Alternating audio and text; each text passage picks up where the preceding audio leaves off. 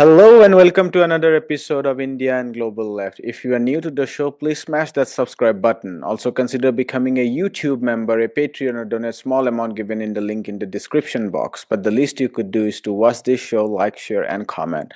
Without further ado, let me welcome our guest tonight, Lawrence Wilkerson.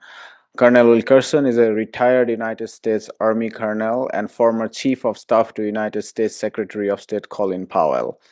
Colonel Wilkerson, welcome back to India and Global Left. Thanks for having me. Good to be back. We have been covering US escalation on Venezuela on this channel from various angles. There's been a full-blown escalation on the Caribbean from Puerto Rico, from where this so-called war on narco-terrorism has been launched. Over and above that, there are huge buildups of US military assets in the Caribbean, including the coast of Venezuela, including attack operations. And it must be mentioned about the escalation of propaganda war, including the Nobel Peace Prize. And Maria Corina Machado has been promising all kinds of Venezuelan assets to US corporations. Obviously, Trump has indicated that he wants a regime change. There is no doubt about it. But the question is, how far would the US go to attempt that regime change? I wonder what your thoughts are about the current US strategy on Venezuela.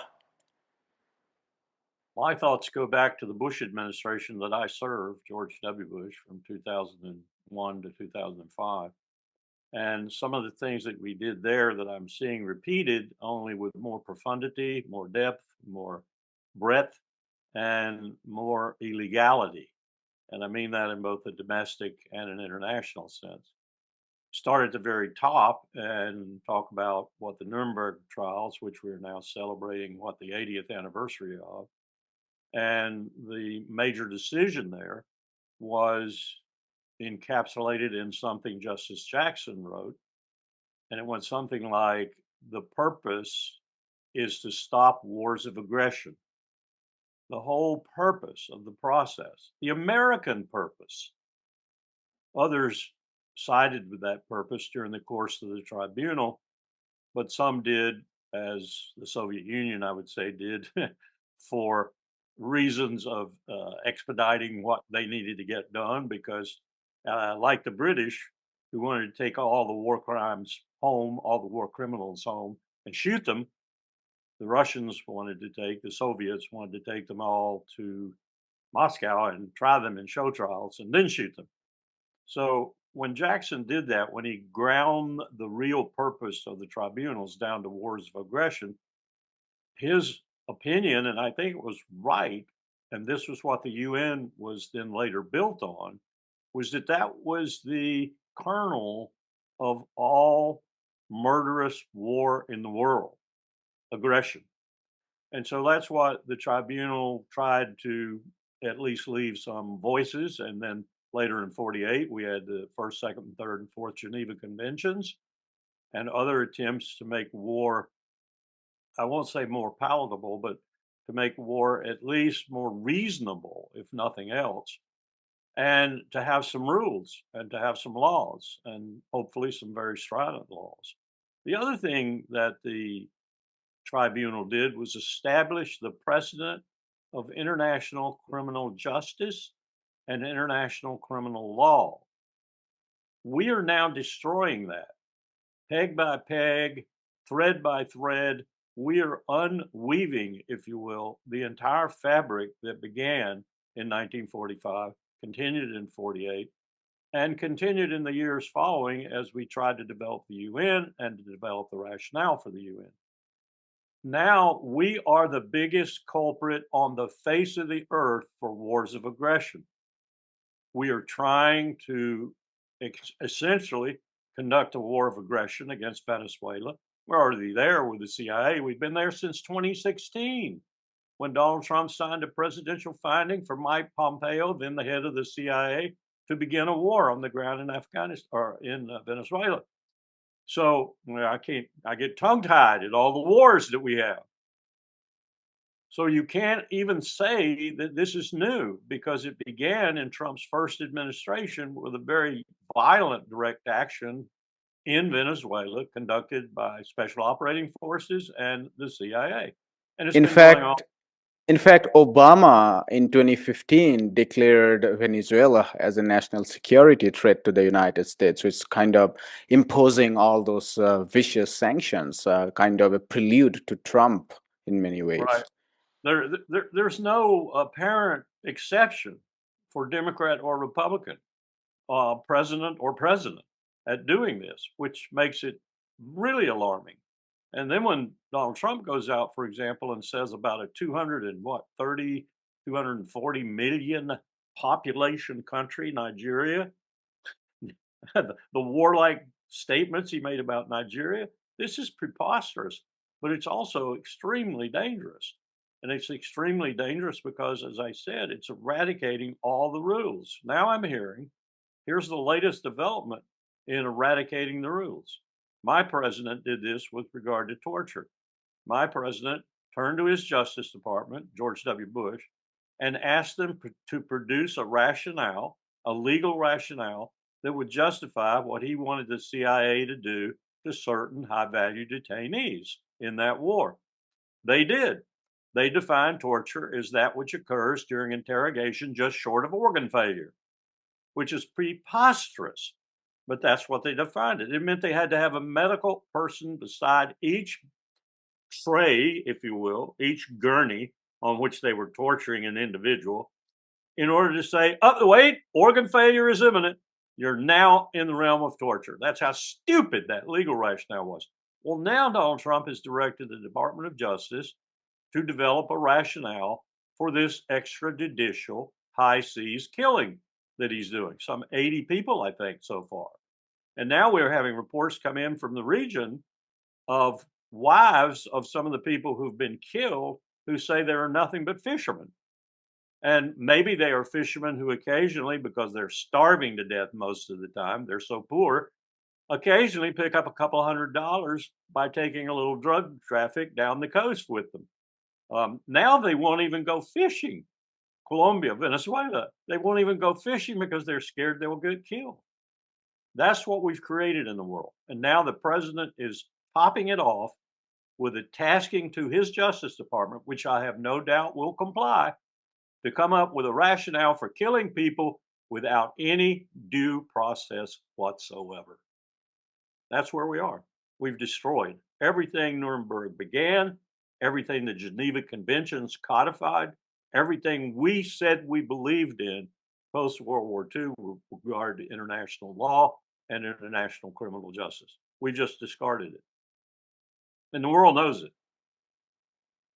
And is there any way to predict how far the Trump administration would go? I mean, there are speculations about Tomahawk firing.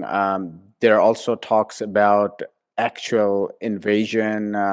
There are a lot of noise about Gerald Ford, the largest aircraft carrier, taking to the region. What is your intuition about whether the propaganda device propped up by the Trump administration, whether they would they would be limited to that, or they would go whole hog and take a military intervention? Given I want to mention that scholars from Latin America are saying that this kind of escalation about US intervention is even dividing the Venezuelan opposition, and a section of the opposition which were earlier supporting sanctions, thinking that that would topple Maduro's government, are now turning against US escalation because they're against US military intervention in their own country. So I wonder, is there a way to predict if the Trump administration would take the military course all the way? That latter point you made, I think, is true. And let me back up and give a little bit more explication of what's happening there.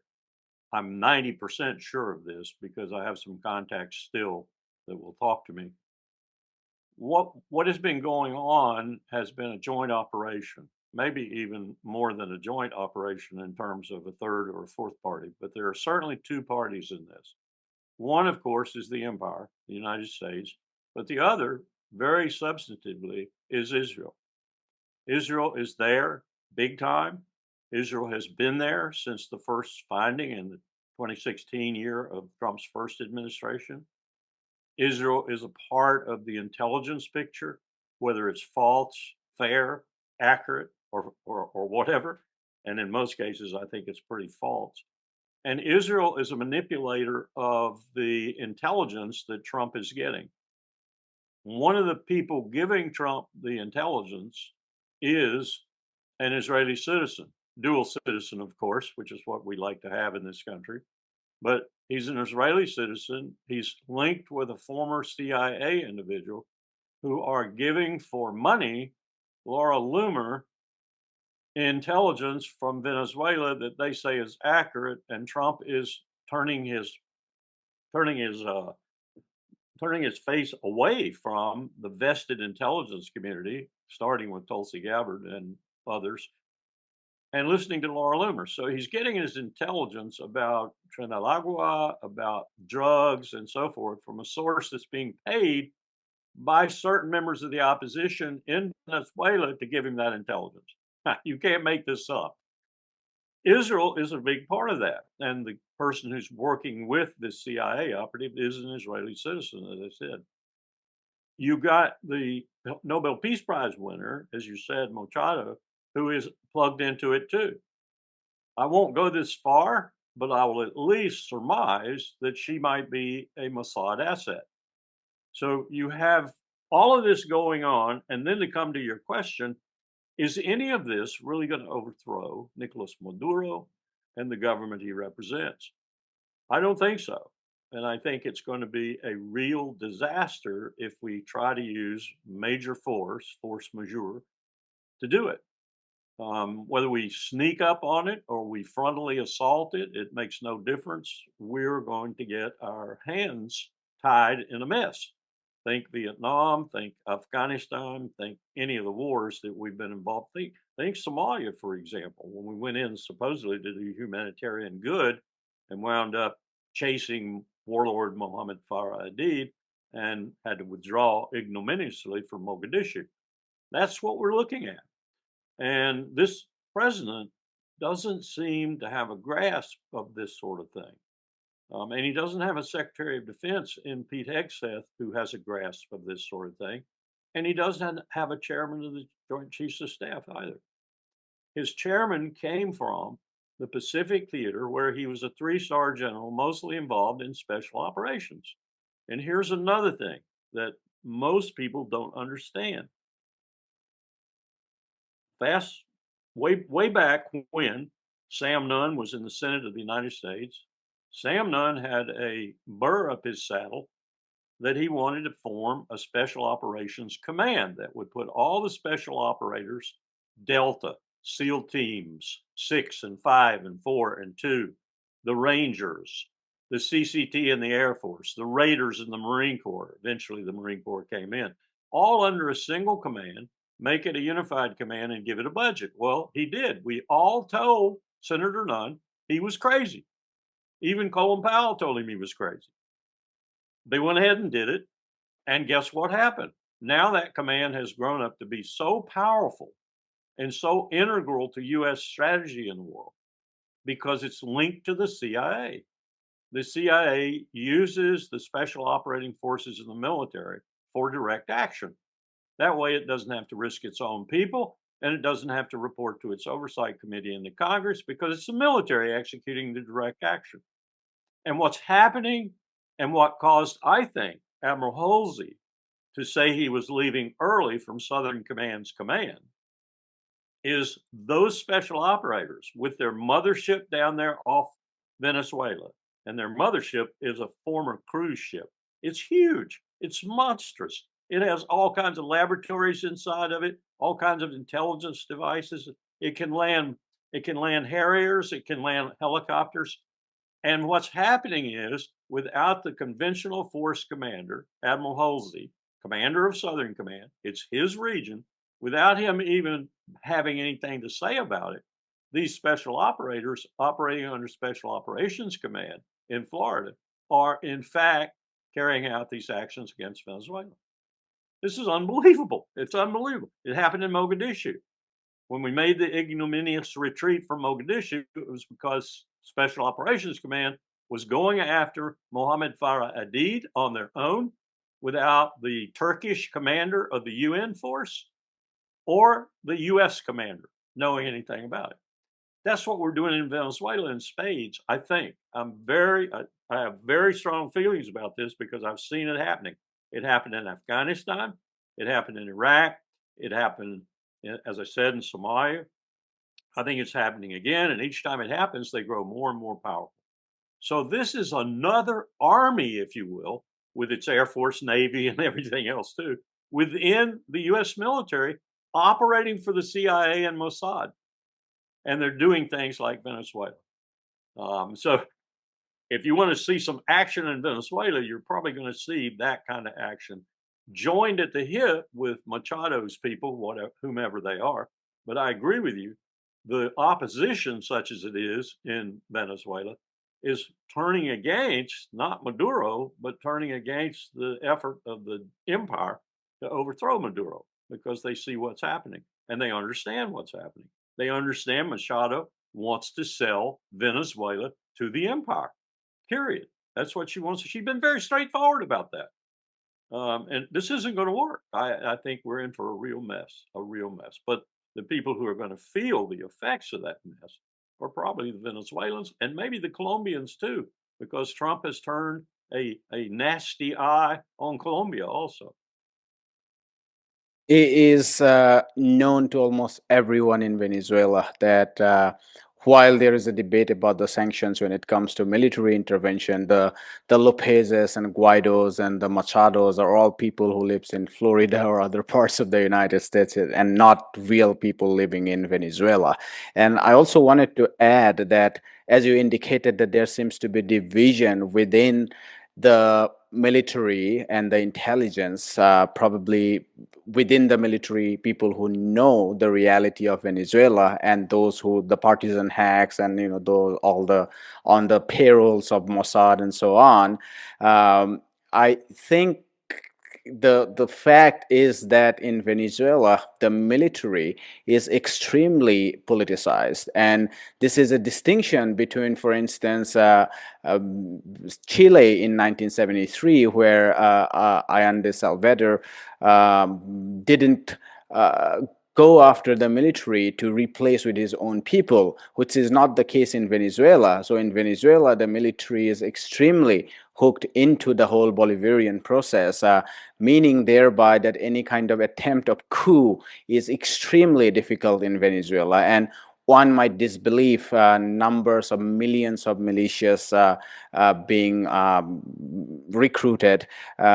Those 7 million, 8 million might be overstated, I don't know, but it is true that there is a popular consensus, unanimous consensus in Venezuela against US military intervention. Yes, I'm a student of the Chilean episode with Nixon and Kissinger, and I can tell you it's quite different. The Chilean military was really on our side throughout all those years because we had bought them, essentially. And they knew because we had bought them, if it were a coup that was successful, they would be in charge.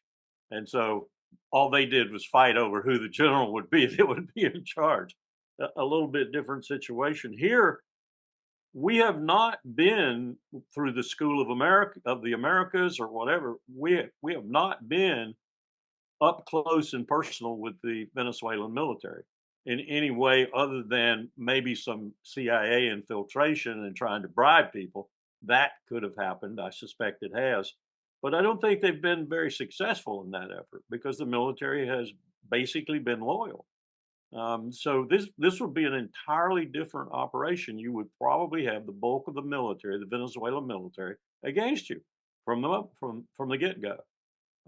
That's a very different situation than buying the military out and having them, even as they did in Chile, turn on Allende and produce who they produced, which was not too good for Chile. So I think what we're looking at is a true guerrilla war. that we'll lose.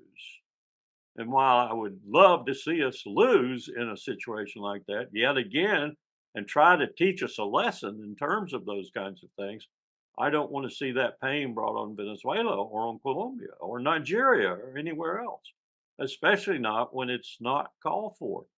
They are not threat. Here's the fundamental thing. They are not threats to the national security of the United States. Trump and his Justice Department and his Defense Department leap through hoops every day with the Speaker of the House and the leader of the Senate orchestrating their leaps and being very, very supportive of them to substantiate that what they're doing is in the name of the national security of the empire, which is preposterous. Even with Iran, it's preposterous. Iran presents no threat of significance to the empire, unless the empire wants to sit in the middle of the Persian Gulf and wave a flag, which President Ahmadinejad once said to me in New York. Let me see if I've got this right now. Iran owns about 1,875 kilometers of Persian Gulf coastline, and the United States owns how many kilometers? His point, very vivid point. The threat in the Persian Gulf was not from Iran. The threat was from the United States of America. And everybody in the region knew that, even the Saudis and the Emiratis and others. So there is no threat to the national security of the United States from any of these targets that Trump is looking at, with the possible exception of China. And, what are we doing there? That's another issue altogether, but it's a big issue. It's a huge issue. It's a nuclear issue. I want to actually come to China, but just a side comment on the threat. It reminded me of some of these debates in the 80s about US generals saying that Nicaragua and possibly even Cuba are posing great threats to the United States. And in one of these debates, Noam Chomsky said that it would be a disservice to even Hitler, saying that his narrative that Czechoslovakia was a threat to Germany would be similar to the threat caused by Cuba or Nicaragua to the United States. I mean, even Hitler might have some point when he made a statement about Czechoslovakia. I mean, such is the absurdity of US inventing threats from these small nations. But I think I wanted to discuss China, particularly maybe in the context of Latin America, given one of the reasons why Trump and his ilk, of course, the Secretary of War who wants to keep doing war to keep his position and job. But Marco Rubio, it's just someone on steroids, just going on and on. There is a huge China factor given the economic ties and relationships with a whole range of Latin American nations, Brazil, Venezuela, even Panama, even Mexico, which is the largest economic partner of the United States. These are China, Latin American nations' economic ties are rapidly increasing. And we have been discussing, you have spoken on our show about the US empire having to wrap up its empire and become a nation state again. And given the recent loss the US faced against China, I mean, it was very confident when it launched its economic warfare and it had a humiliating defeat.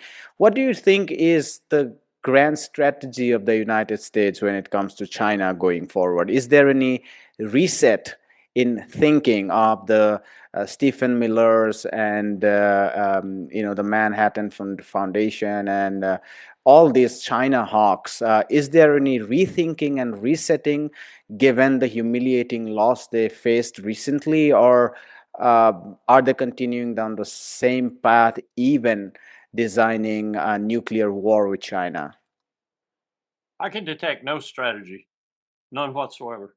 I detect a menagerie of people who think they have a strategy and who can express that strategy from time to time in terms that are almost indecipherable. Steve Bannon comes to mind immediately. and even Pete Hegseth.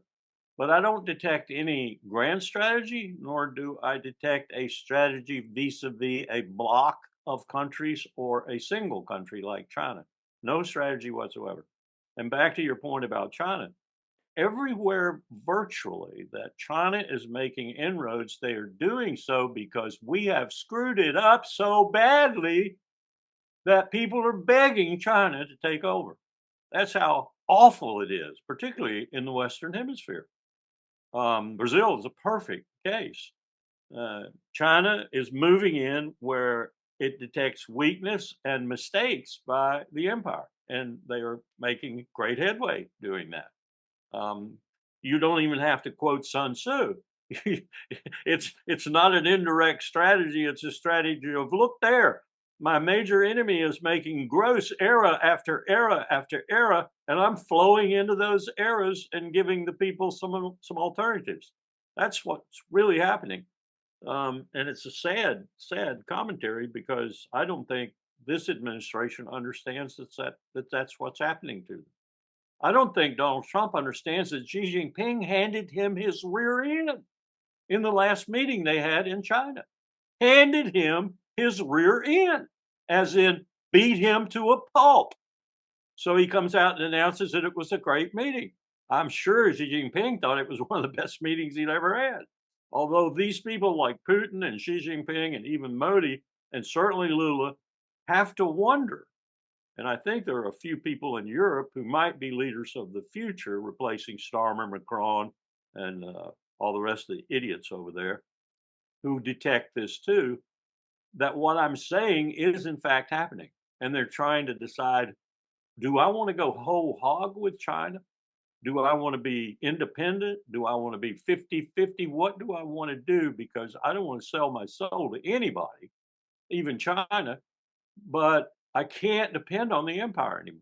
In fact, I have to fear the empire now. That's what people are thinking around the world. And as I said, increasingly they're thinking that in NATO, not in the current governments, but in the ones that are going to replace the current governments, which, mark my words, will happen in the next 18 months. Every government will be replaced in Europe.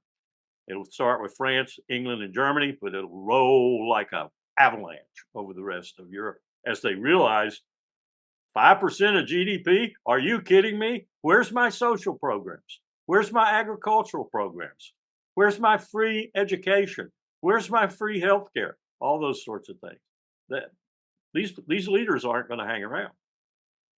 And that's worrisome because I wonder what Europe's going to do when it really hits. Are they going to go back to the Europe of the 30s, or are they going to form some sort of European security architecture to start with? And is it going to include Russia, for example, as we had contemplated at the end of the Cold War with George H.W. Bush?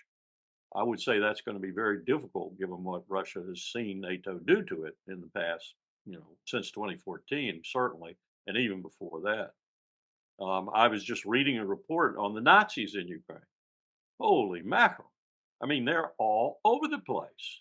Putin has not eradicated them yet.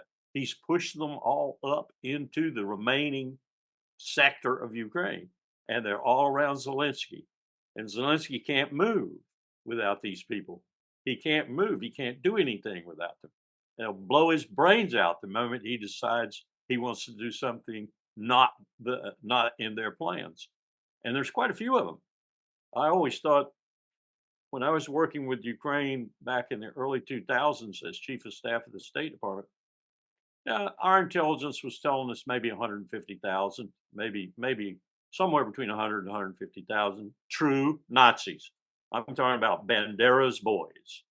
What I saw the other day of the list comes from our own intelligence community, and it's well over 200,000. So this is a pretty formidable force, and they've been husbanding themselves. They've not been going to the front lines to do battle because they know if they do, they'll get killed.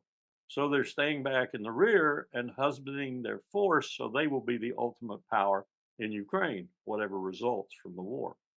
And if they are the ultimate power, there will be no peace. There will be no peace. We may have a cessation of hostilities, if you will, but there will be no peace, not as long as these people are there. because they are Nazis, and their motto and their beliefs are Nazi-like. So disaster looming there too. But I think there's another place where Trump hasn't a clue. He has people talking to him, people briefing him that are telling him the untruth about Ukraine and about the situation in Ukraine. No matter whether he wants to go more forcefully in support of Zelensky, he wants to be neutral, or he wants to completely back off. He does not know the truth about Ukraine. And he's the only one, the empire is the only one, sad to say, that really has still the remaining oomph and contact and wherewithal in terms of the Europeans to shut this down. And he's not doing it. So there's no strategy. What kind of lies are he being is he being told or are he being told regarding Ukraine, that NATO can still hold on to this war, that Ukraine can still keep pushing the Russians? Are these the kind of lies? What are the kind of lies he is hearing? The Because there most is a point in time before the summit. I'm talking about President last Putin and President Trump summit, yeah, Alaska summit, where Trump started echoing the reality when he was talking about Ukraine loss of Ukrainian forces, the movement of the front, the direction of movement of the front lines, etc., etc. And recently he has stopped talking anything about it. So, what kind of lies are being told to him? mostly Lindsey Graham and his crew, who are telling him it doesn't matter. What you're doing is you're bleeding Russia, and you want to bleed them to the last drop of blood. And if it costs Zelensky his life, if it costs Ukraine another 100 kilometers of terrain, so be it. You want to bleed Putin to the maximum. And Graham's even telling him that if he does that, in the middle of that, Putin will fall. That's what he's telling him, that Putin is hard pressed, hard pressed. Even when someone comes over that knows what he's talking about and tells the president, as one individual did, I'm told, that Putin is hard pressed, all right, but he's hard pressed by the right. They want him to finish this war, if necessary, destroy Ukraine. Not hard pressed by peaceniks or people who want it to stop. So but Trump is not getting the right view. And Graham has, I don't know what kind of hold Graham has on Trump, because really the two men despise one another. It works both ways. They despise one another. But Graham has some kind of hold on him. And it might not just be Graham as Graham, it might be the entourage that Graham leads in the Senate and elsewhere.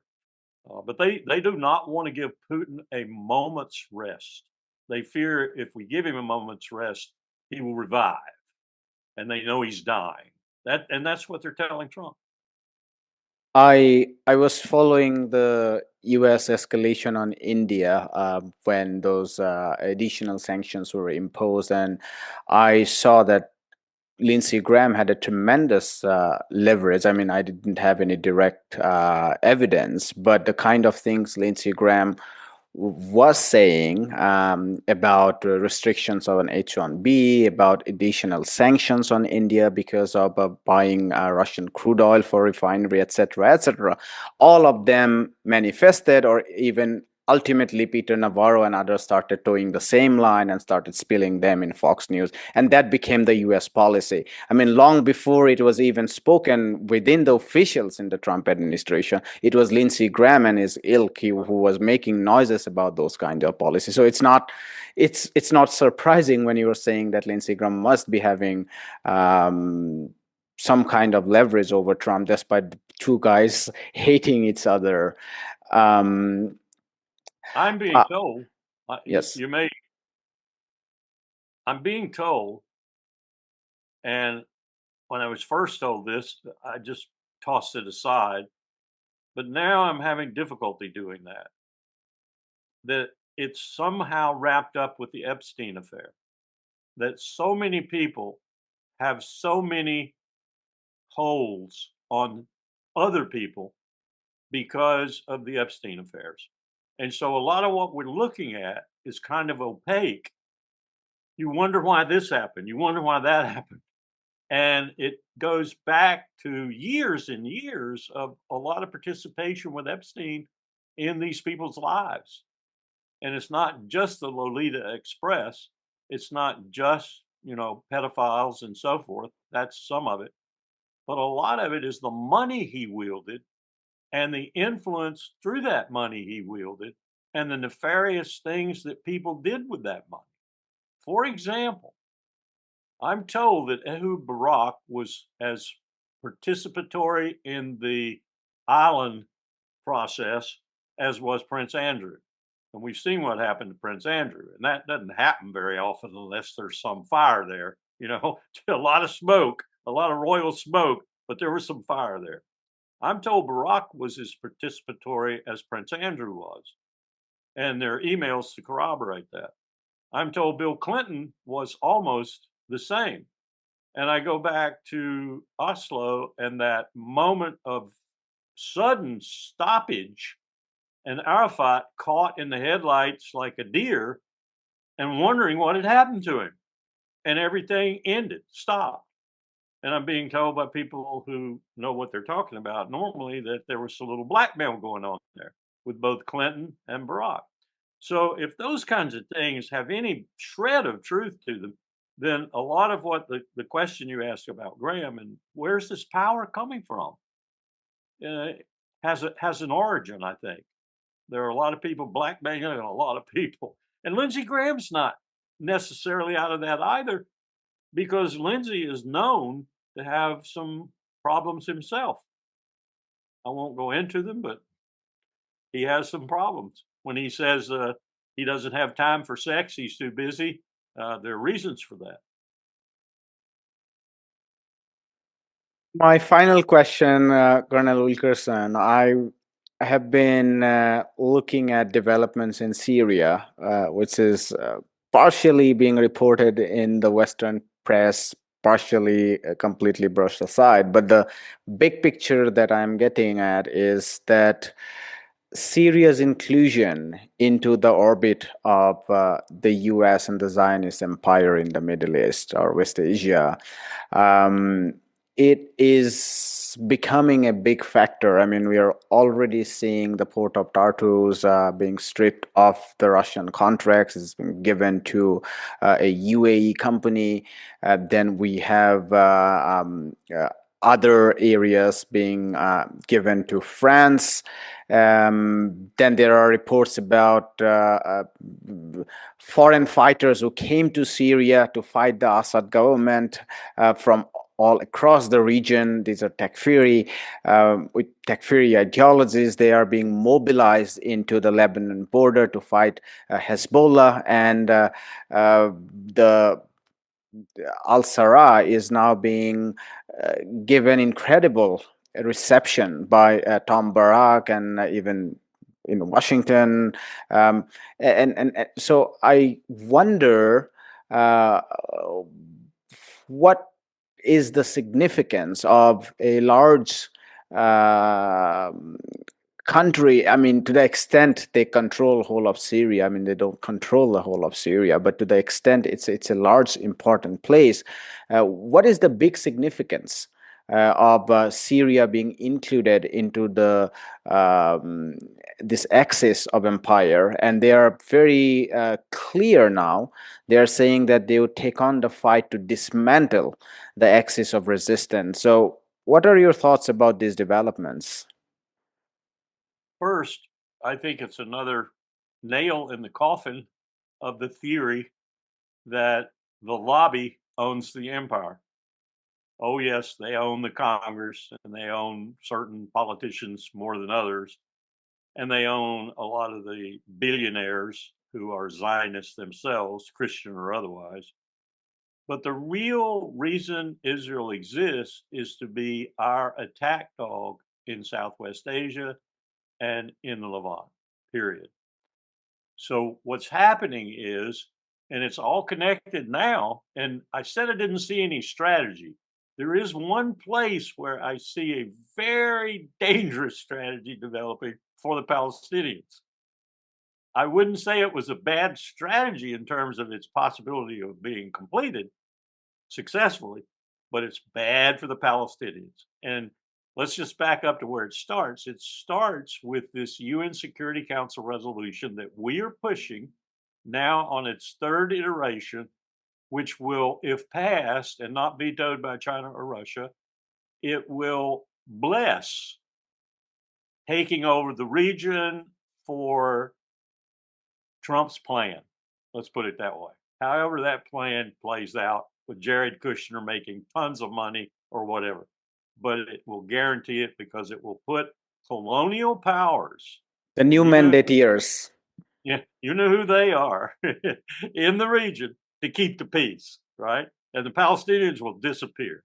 Oh, there'll be some rhetoric about a state sometime somewhere out there, but they'll disappear.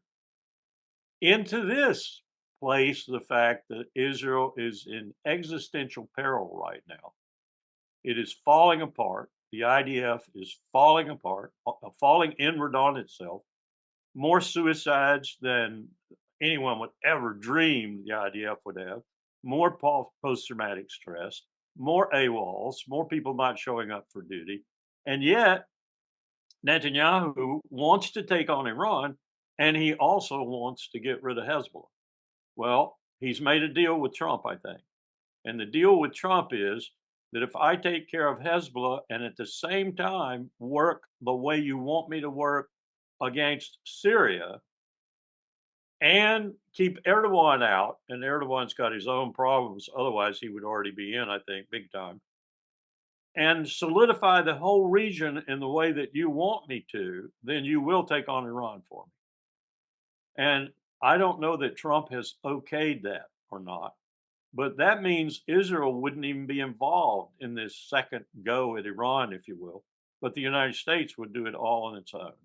And I don't know what that means other than air power, because I know we don't want to put troops on the ground, but I also know as a military professional, air power won't do it. And so we're looking at a couple of developments in the region that really frighten me, because they could lead to use of a nuclear weapon. I even heard a conversation the other day that went something like this. Well, if Netanyahu just finished off Iran with a few nuclear weapons, most of them launched from submarines on cruise missiles, which he has the capacity to do now, I understand.